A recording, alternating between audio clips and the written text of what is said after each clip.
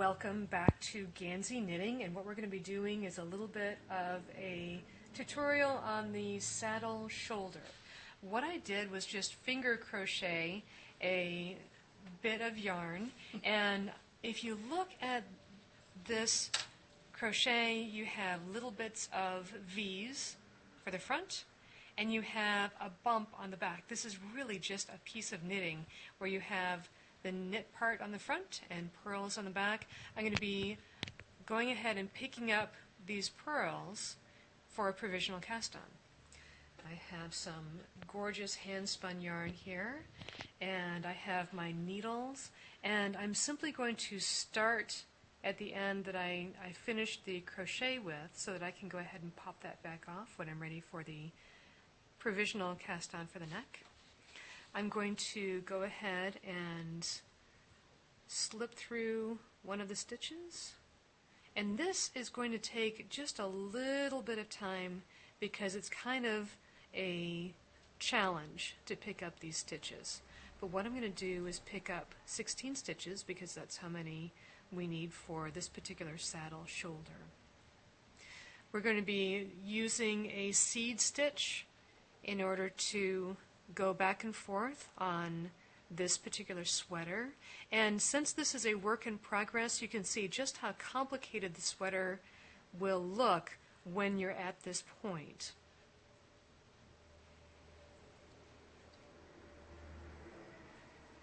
What you might want to do is take a look at this neck of the sweater while I am wrestling with this cast on, and you can see just how complicated it might look. You have the side of this sweater that is completed.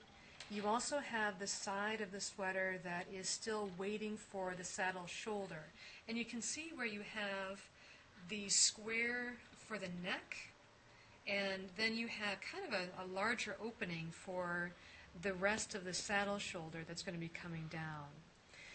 We're going to be starting at the neck for this particular piece and then working down the neck, down the shoulder, down the arm, where the saddle will be joined up with the side stitches that we're steeking in order to pick up enough stitches for the sleeve. And I have several stitches on here. Let me count and see. I've got 3, 6, 9, 10, 11. We're getting there. 12 and 13,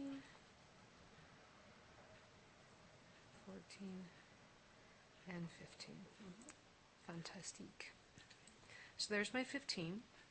And because this is a live moment in sweater making time, it is going to be very awkward, so don't feel so badly if you're doing this awkwardly.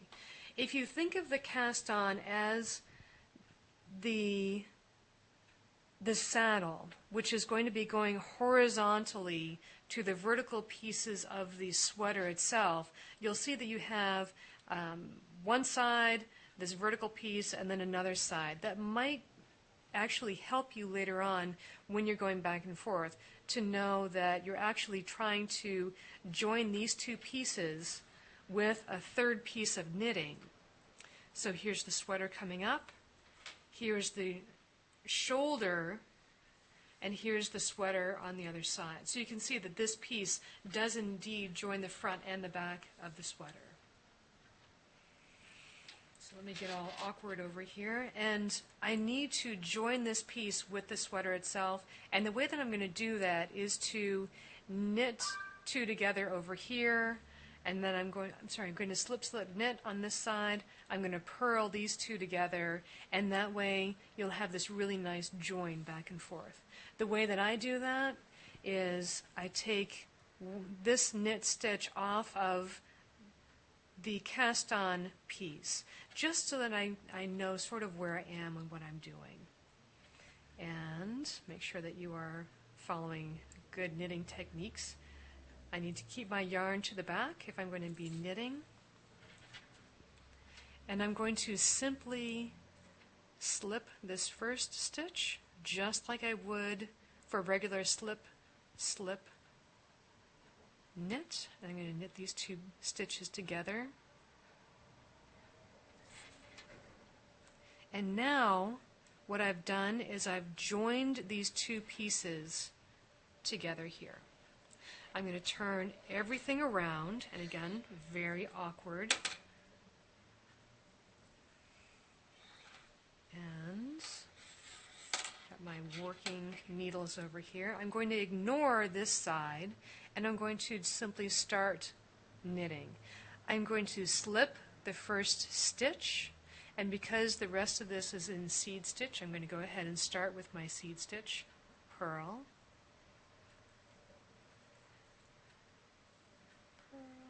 knit. This is terribly exciting. Knit, purl, knit. But you can see that once I get that side attached, it's really not, look at that, all this split. It's really not much different than regular knitting until I come close to the edge of a side, and then I need to start thinking again. So here I'm thinking, and I'm going to be purling these two together. So I have the front of my sweater, the neck, and the back of my sweater, and here is the needle for the back of the sweater. And basically what I'm going to be doing is taking that stitch off, bringing it over here, and I'm going to be purling these two together, just like this. Purl.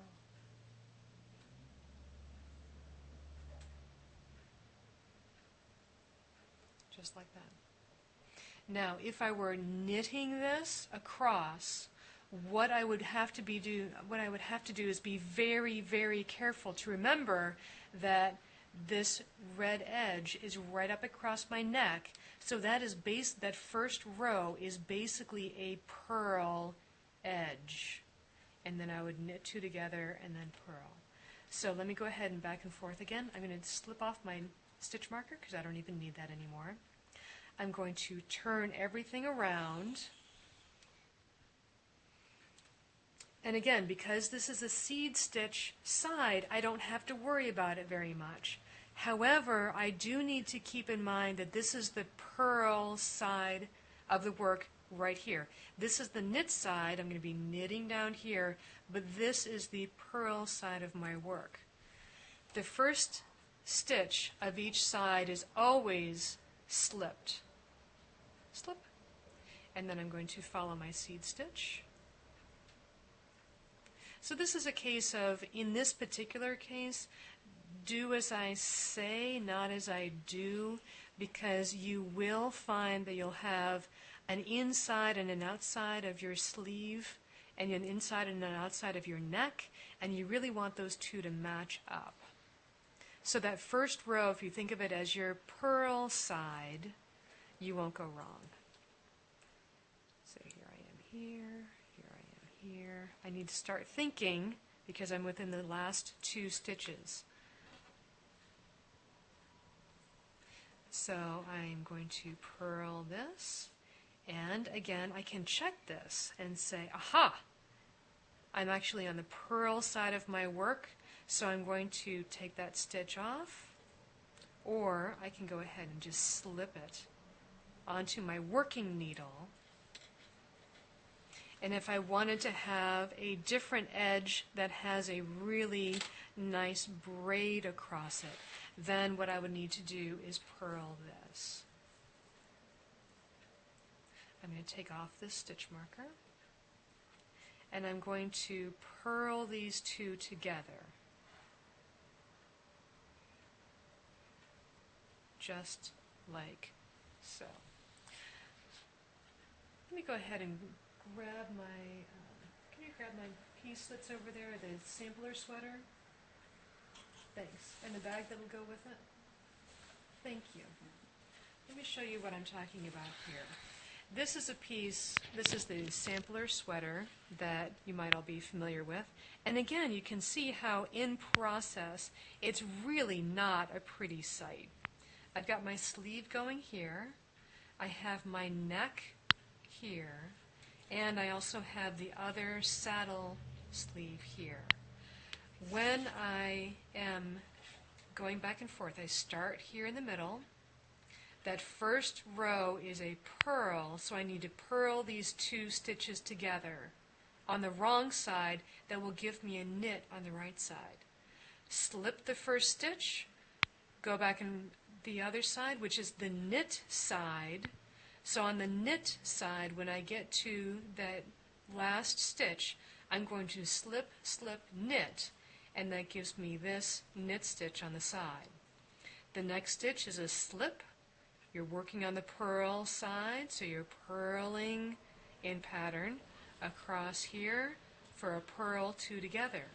Now, we did discover that when you're doing the decreases, these stitches on the sides are actually 2 stitches high. So there's 2 bits of thread in here, one underneath the other, to make that yarn thickness twice as thick. That's one of the reasons why these decreases are so elevated or so proud.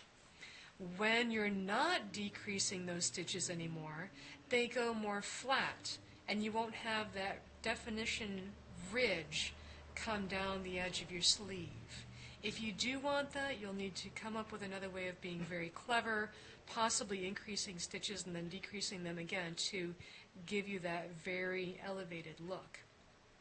Case in point, I really liked that piece, so I thought, oh, well, I'll just do some slip stitches down here, and you can see that even with a slip stitch, it's still a very flat look rather than this very elevated look that you can see with the knit two togethers, I'm sorry, the slip slip knits or the purl two togethers.